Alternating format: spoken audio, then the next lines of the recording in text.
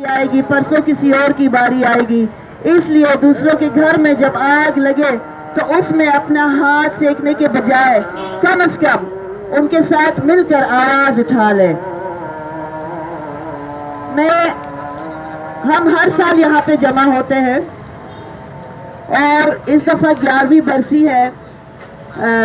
10 जनवरी और 16 फरवरी के जो शहदा है, इस मौके पर मैं इतना ही कहूँगी कि हम चाहे जितने भी लोग हों, और आखिर में अगर मुझे हम में से किसी को भी यहाँ पे अकेले भी खड़े होना पड़े और बात करना पड़े, हम ये बात करेंगे कि हज़ारा नस्ल कुशी को हम नहीं भूलेंगे.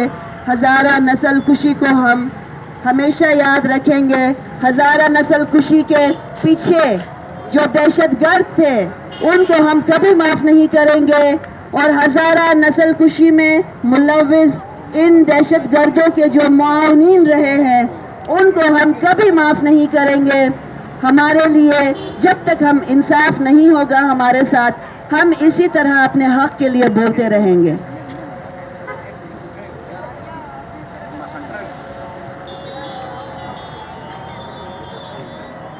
मेरा नाम डॉक्टर बशीर है.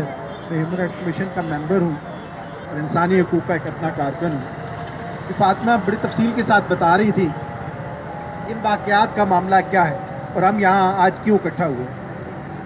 और उससे पहले थोड़ी मैंने बात की कि अगर हम रियासत की संजीदगी को अगर हम उसका कोई मेजरमेंट या उसके की पैमाइश का कोई पैमाना अगर हम मुकर्रर करना चाहें, तो आप देखें कि अभी इलेक्शन का एक माहौल है मुल्क के अंदर, और अभी सब लोगों के कोई कागजात किसी के मंजूर हो रहे थे, किसी के मुस्तरद हो रहे थे, और ऐसा था कि जी बड़ी सख्त स्क्रूटनी है, बड़ी सख्त जो है कोई असेसमेंट हो रही है कागजात.